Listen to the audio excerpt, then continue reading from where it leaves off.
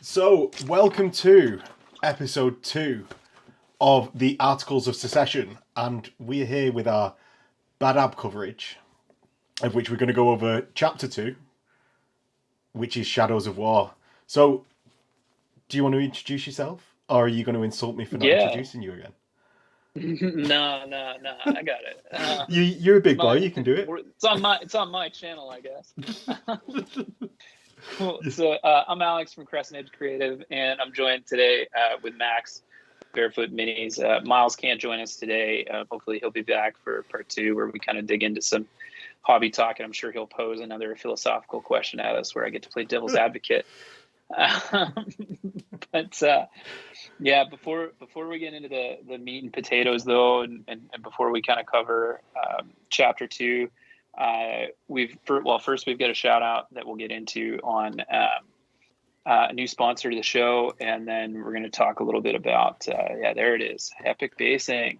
So Epic Basing's been generous enough to sponsor us with a few STLs. Max and I in particular, we're eyeing the jungle STLs that they've got, of which they've got a lot. So we'll be able to get some nice variety between not only our characters, but each other's forces, while also tying them together in a nice way and not looking repetitive. So I love their stuff. I've got a bunch of it on my Mechanicum stuff. If you've got a 3D printer, you can buy the digital STL as a license to use those. If you don't have a 3D printer, you can actually purchase 3D printed bits right from them. So if you are keen and you need, say, a ruined wall or like a fox, or maybe you're like super patriotic Canadian modeling, needs a beaver, because they do have a beaver STL. Get yourself a little cyber familiar beaver, and you're set. So hugely stoked about this. Again, giant thank you to Epic Basing. We're very excited about this partnership, and it's going to give Max and I a lot of hobby opportunity, because as we were setting up for this, I've been painfully sculpting leather straps on my guy. And I realized that I lost a lot of that muscle memory because I haven't done it in like 6 months. And if I had to green stuff an entire jungle base, I wouldn't get one guy done by No, the time Adepticon rolled around. no, So but that's the thing. We're both going to be using essentially similar products from Epic Basing. Like, I've already yeah, actually seen the Epic Basing jungle stuff, which is on one of Mark Ashworth, who was on the Barefoot channel playing knights, had a yeah, full display base, and all of his knights were based with the Epic Basing. I think he uses them for quite a lot, actually.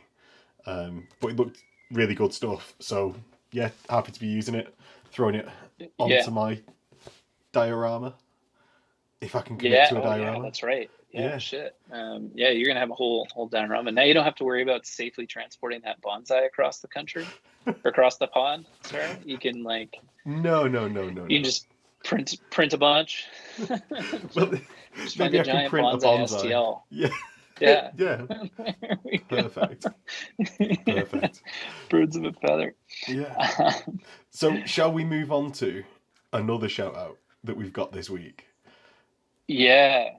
So in the hobby arena for this project, for Back to Badab, like, loyalists are boring has just been annihilating us in this challenge.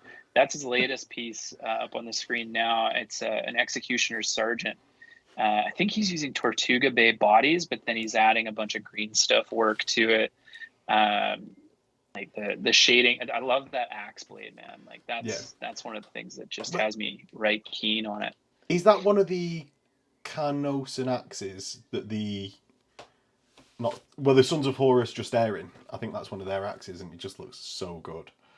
Like, it's one of I the think better axe it's sculpts. no. Is I it think not? it's just the Mark IV power axe.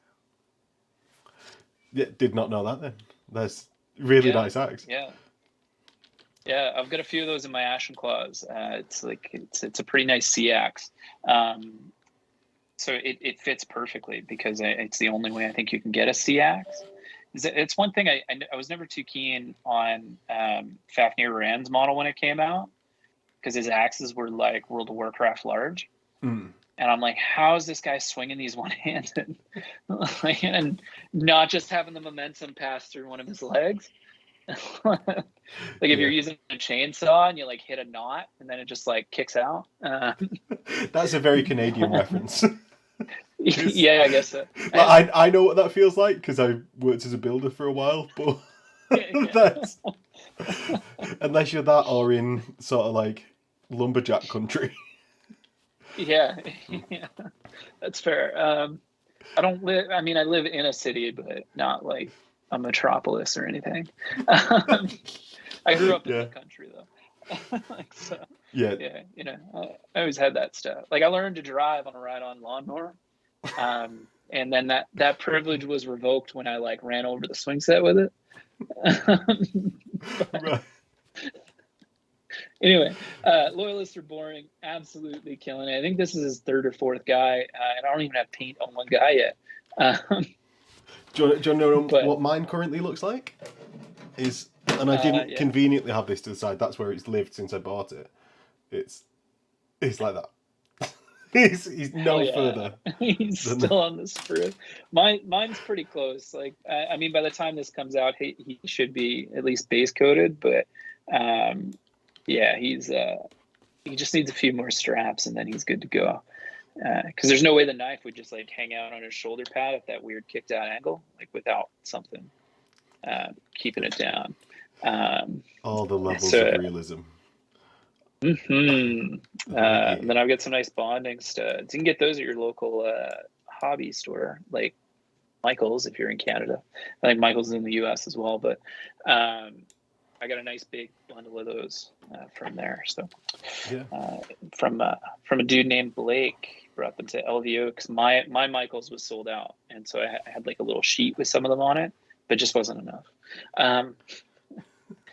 Anyway, I haven't managed to wrangle anyone locally in for Badab After Dark. I've got a lot of excitement in another group chat going on Facebook for Adepticons After Dark, like when we actually get these kill teams together to like Royal Rumble. Yeah. But how about you? Have you had any luck recruiting? So I have actually. So because this isn't the first time like I've tried Badab, but it's potentially the first time that will be successful. So locally in the area, like Phil, that you can see on the channel quite a lot, has jumped on. Hell yeah. We've got Henry, who plays Emperor's Children on the channel, and BFG. He's jumped on. Nice. Who else have we got? Like, yeah, we've got Matt, who's playing Skaven in the Mordheim, as well as Dave from the Patreon, who is playing Raptors. So I've got a local nemesis, as well as an international nemesis. So there's quite a few. Like I was actually surprised with how eager everyone has been. Or not everyone, but like how eager people have been to jump on into the Badab project. I thought, and Howard as well. He killed me for not remembering him the first time. But fuck you, Howard. So yeah, that's okay. Yeah. I totally missed even putting Robert into like the article from last month. So, whoops. His portion of the article is going to be extra big. Maybe we'll get him on for part 2 as a little apology. Hey, sorry we missed you. Please let us have more of your time. An apology. Perfect. So, shall we move on to the main segment? Since we're blundering our way through like what we're currently doing, Miles, we need you back. Clear.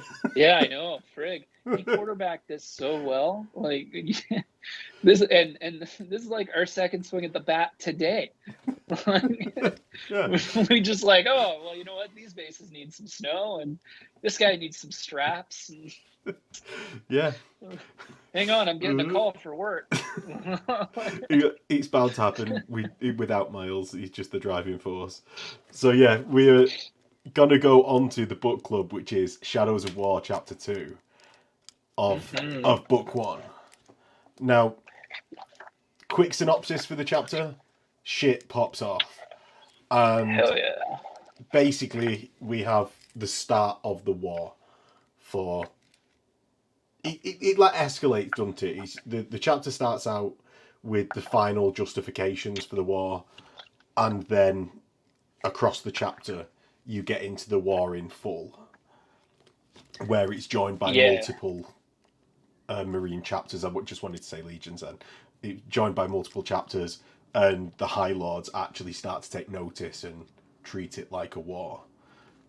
So Yeah, and actually, I mean, you had mentioned BFG a moment ago. This would be a perfect spot if you were gonna like, if you're a big BFG enthusiast. I mean, especially with 3D printing and like it's super easy to get your hands on some warships. Um, like you can get this together so fast if you wanted to, especially because you're not having legion-sized fleets, and you could play this out super easily.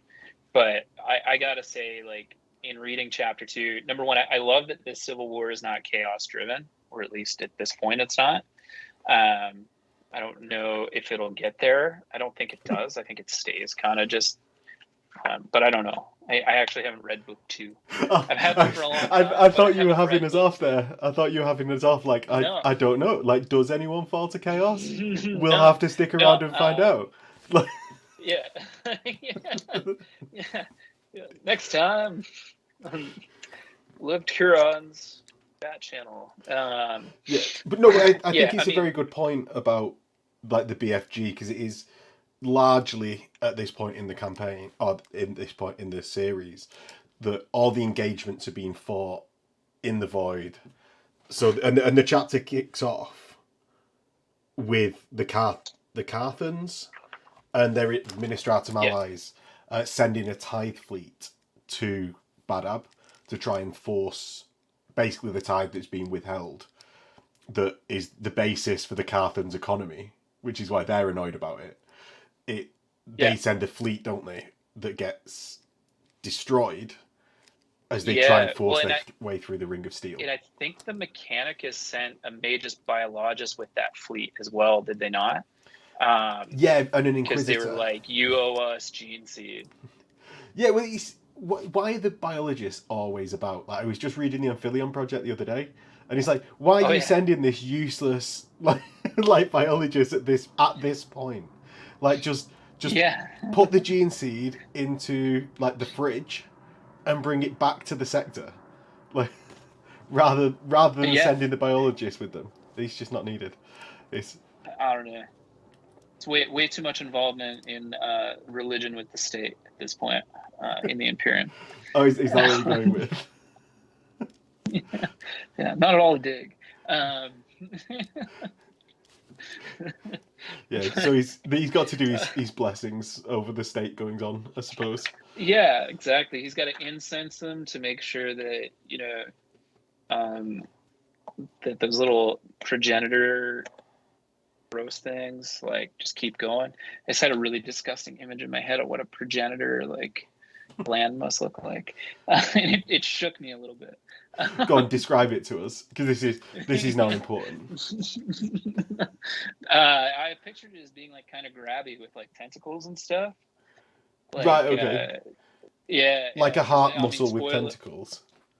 Yeah, kind of, or like a tumor with tentacles. Yeah, like a cognizant flesh sac. Yeah, so that is what the biologist is there for, and yeah, exactly. Yeah. He's got to keep them entertained, feed them a little bit, whatever. Well, he doesn't need to keep them entertained because they get blown the hell up, right? That's right. So yeah, and this ties into what we were saying in episode 1. And if anyone out there hasn't watched episode 1 yet, it will be a previous video on this channel, because this has been released on your channel, right, Alex? Yep. Yeah. So well, I think wasn't part 1 on Miles's, and then book club 1 was on book club 1's on yours. We'd forget about the other one. Miles can deal with that. Yeah. And for the future, we realized this is super fucking confusing because we can't follow it. So we were like, let's just put it all. We're just gonna house it all on Crescent Edge because of it. Like, I don't make enough content for it to get buried, like, like some of the other guys. So we're gonna house it there, and yeah, so you'll be able to find it. I'm not very good at placing the baubles, but it'll be somewhere on the screen. Or linked in I'll the put a description link. below. Yeah. There you go. Yeah, That's yeah, how I'll put a that's link how in you the get around description below. incompetence. That's how I do it. Yeah. So- I figured out how to put the bubbles in. I put them on the last one. So like like if you're watching through it, like when we introduce you, I put like something along the lines of like, get your sweet bat rep action here, and Well, you can click on it. And we are recording again. Okay, cool. Yeah. So anyway, TIE Fleet shows up. And they're like, yo, give us our shit. And the guys down on the planet are like, TIE Fleet, turn around. God damn it, don't make me do this. I don't want this blood on my hands. And they're just like, fuck them. And then the other guys are like, nuke them from orbit. And TIE Fleet gun. Accurate description. So Yeah. at this point, and this is, as we argued about last time, was Luft Huron in the right or wrong. Terror, the masters of mankind, or the masters, the High Lords. That's what they're called.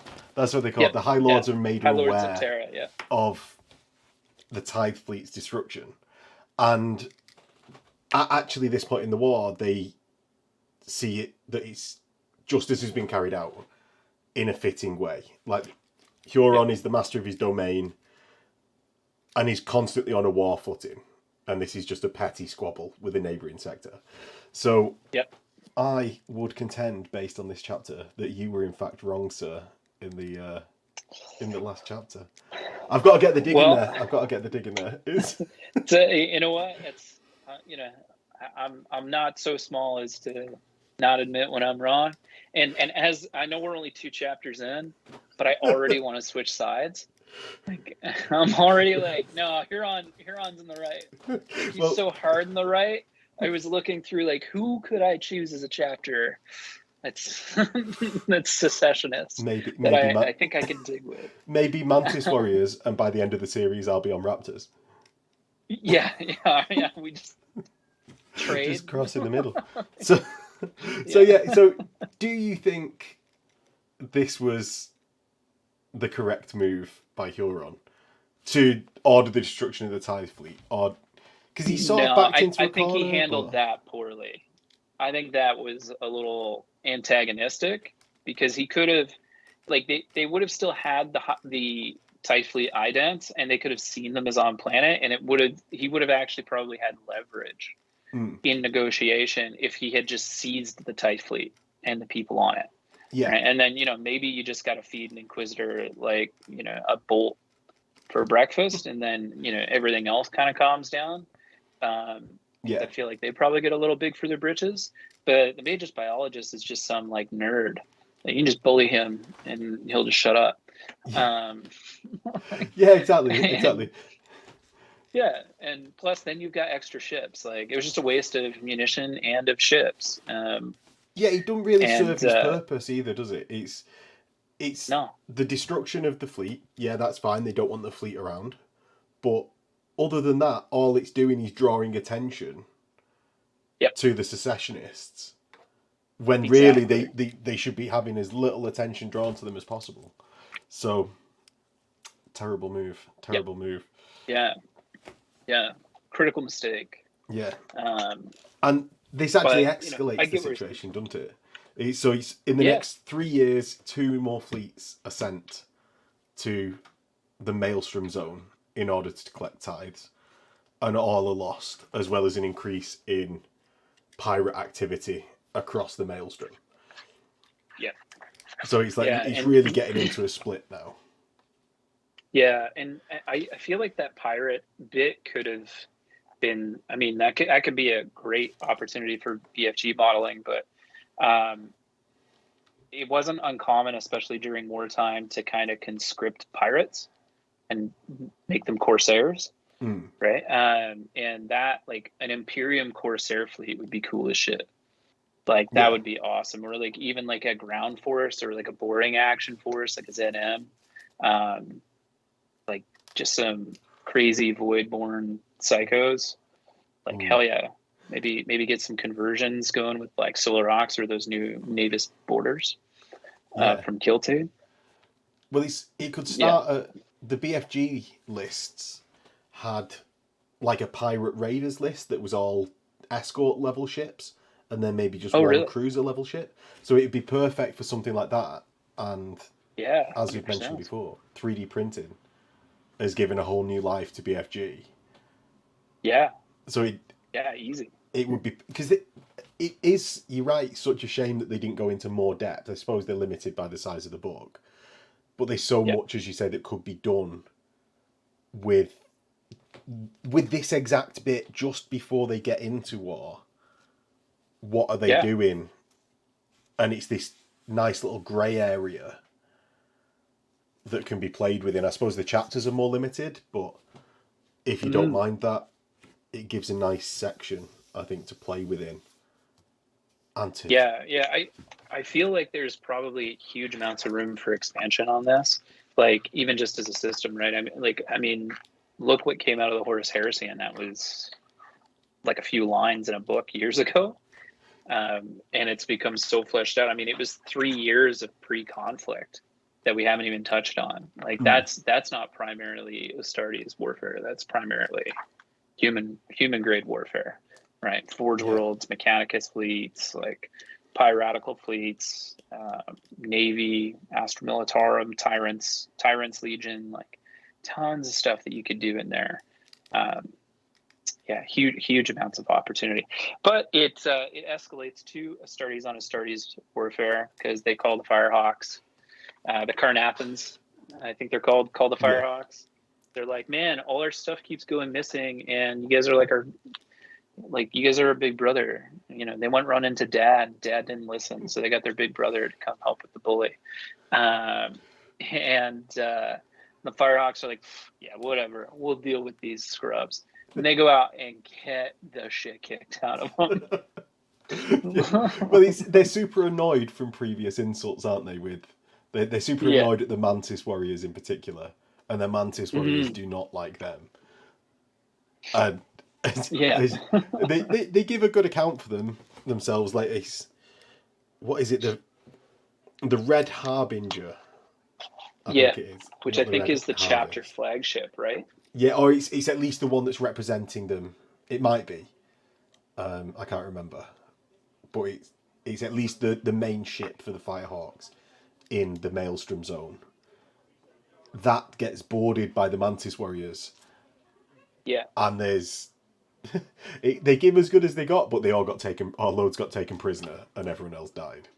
So the Firehawks, they show up. The Red Harbinger actually isn't the chapter like flagship. It's just, you're right, it's just like a ship that was there, but it did get boarded by the Mantis Warriors, and they killed all of the Firehawks except for 25 that were left on board. Then they took those ones alive. But they're wounded because none of the Firehawks surrendered. So they're stubborn, I guess. Really peg-headed. Fuck you! You'll have to kill me. Fuck you, guy on the same side of me. Yeah. Are they both just screaming for the Imperium? Like, what's happening here? Anyway, so now the entire Firehawks chapter is fired up. Like, I mean, if you're just trying to do your own thing and go unnoticed, maybe don't throw rocks at the Hornet's Nest. Especially the Hornet's Nest that's already frustrated with you. So I don't know, another poor strategic move on Huron's part. Yeah, and he's because, as you say, like the chapter responds, the Firehawks chapter, all of it, just completely breaks off all other engagements. Yeah, and he's just like, okay, we're doing this now. Yeah. Yeah. So as you say, they're not doing themselves any favors. It's not like they're operating below radar. Rather than just like, because they even could have let some tithes go Yep. Like just let like one set of tides go, and then all heat is off. Yeah. But they just Yeah, exactly. Just give them a little bit. Just give them a taste. Just a little bit of something. But it's clear that he's not even executing like the war footing responsibilities because he's too busy like screwing up TIE fleets and having the Mantis Warriors fight Firehawks and yeah. Now I don't know. it's not all a failure though, because the next action is that when the Firehawks all rock up, they're ready to go. The Mantis Warriors pin them down, fighting away from Sagan, which is the like the gateway to the Maelstrom. So like the key access route. This is where we should have like this is the access route on a map, but we don't. So yeah, he's the gateway to the Maelstrom. Though. I know. That's increasing professionality. We'll have it one time too late.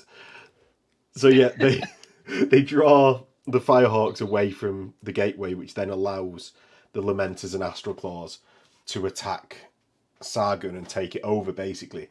And that is then a core strategic win for the zone. Yeah.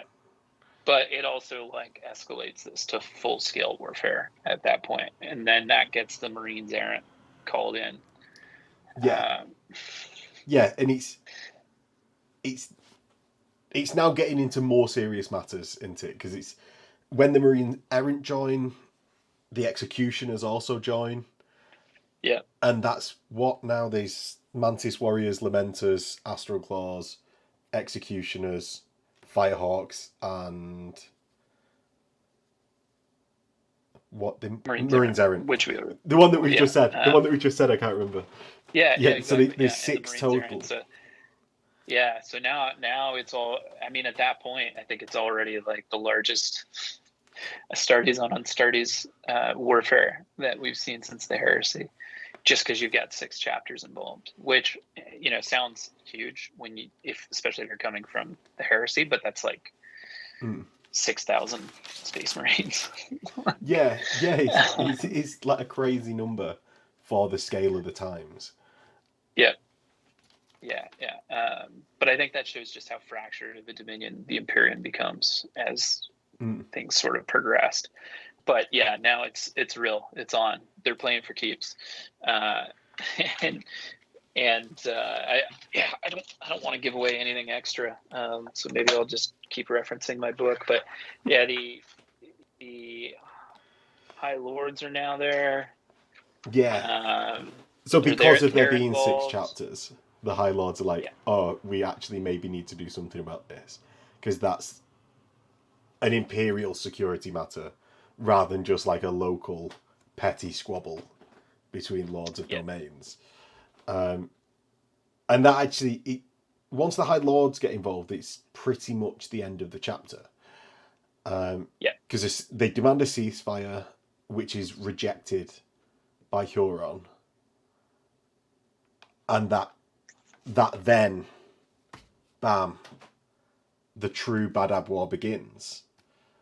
Yeah, well, not only does he tell him to get fucked about the ceasefire, he's then like, I'm going to take 23 ships as a prize. yeah. Okay, man, cool, you win. Truce. Yeah. No, so, I'm taking your bike. That's the ambush at Vanak.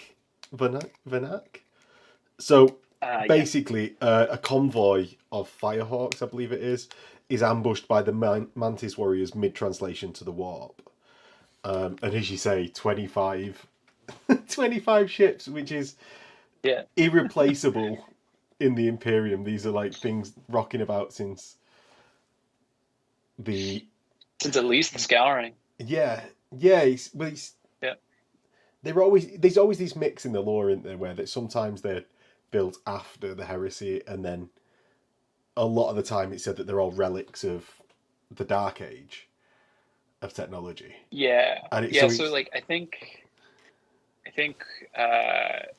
Gothic Sector can produce ships, and I think that's it, because the other ship producing spots. I mean, Mars probably exclusively produces Arc Mechanici now, but because huge sections of the Ring of Iron got destroyed, and then pretty much all of the Saturnine conclaves, like the Jovians, the Saturnine Rams, like basically all of Saturn, and the shipbuilding colonies there were lost during the heresy, right? And that's where the majority of the ships were built and used and launched from. It's like in I think it's like book 1 for the heresy. They actually talk about like how when the Emperor, like, he got to Mars, and then Mars had like better ships. Like they had ships that could, because Mars was raiding Earth all the time. Like during the Dark Age and during the Unification Wars, they would just like send like a small Arc Mechanicus down and then just like loot where they thought there might be STACs and stuff, and then leave. So they and I think there was like mention that they actually had trade with the Jovians, the Martians did. So then he had the means to get to Saturn, and then he needed a bunch of ships, and he needed navigators, and he needed all these things that he didn't have. So like he really needed those 3 spots inside the solar system to get out into the Great Crusade. But with the heresy, I mean, you lost most of Sol as a capable spot, and you would lose all those repositories of knowledge to the scrap code that went through. Yeah. So the 25 ships that are lost in this ambush, that is where the serious threat to the Imperium comes about, because although it's a galaxy of untold billions, that's still something that needs to be dealt with. Now, do you know what? I think we've been talking about our talking point too much during the rundown, because I think we're both in agreement that it's not going to come to... Last time, if it could have come to blows across the transatlantic, it would have done. but this time, I think we're on the same page. Like, Huron already seems to be overplaying his hand. Yeah, and he is. He's strategically, maybe he's done well, but on an actual galactic stage, he's still a no one. Like, everyone in most 40k stories are no ones, other than Gulliman in the new timeline or whatever's currently out. There's still nothing. It's still only 6 chapters, even though it's big and it's small. But it's a weird scale to get used to, but I've been enjoying it, and I like the fact that it's not so blatantly allegorical to something like Paradise Lost. It feels, or maybe it's just because I've been in heresy now for 6 or 7 years, that it's just fresh for me. It's a really well written story for both sides. I quite like tragic. Do you like tragic falls, things like that, things where you can understand the bad guys? And I think Badab, especially through these first 2 chapters that we've covered, has that in absolute spades. You can see you can see where they're coming from. It's like, I hate to keep talking about heresy during a Badab cast, but that's the thing that attracts me to certain legions in heresy, is the relatability of why some of them get to the story points that they get to, like the Force to Chaos mainly, and it's all understandable, and it gives it a sort of human touch, even though they're superhumans. It's a good way to put it. I think I agree with that. I'm just flipping through to see if there's a page that'll let me know how I can change sides. I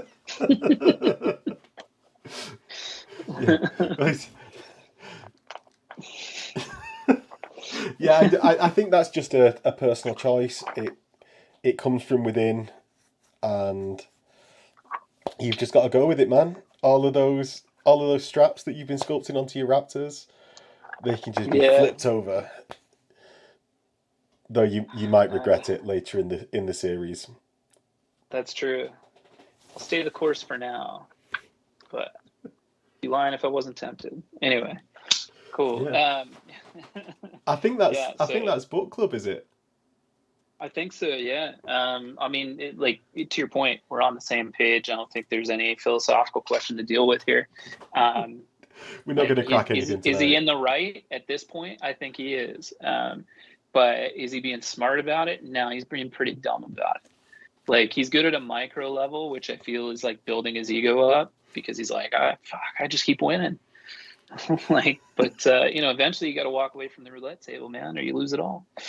I think we all know that's where it's going. Yeah.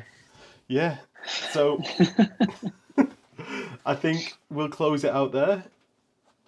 Should we give a last shout out to Epic Basing? Thank you again. Yeah. For sponsoring us and helping out with the Badab Challenge. Mm-hmm. And go on, Alex, you take over. You're the showrunner for this. Yeah. Used to be good at closing anyway. I've really butchered it the last few DAB podcast episodes. I've been like, what am I doing? Who am I supposed to talk about? Anyways, make sure you check out Little Legend Studio if you want to learn how to paint good. Patreon and his YouTube channel.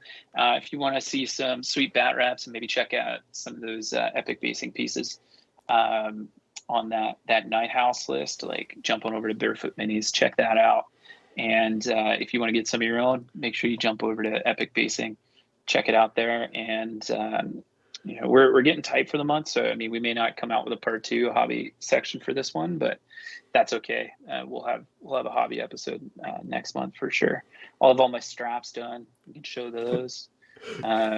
Maybe get one of the guys on who are doing better than we are at this. Do some filler. But I am excited about I am excited about getting some paint on this guy though, because I've got just bought this, like the local shop in town has the scale 75 surface primers,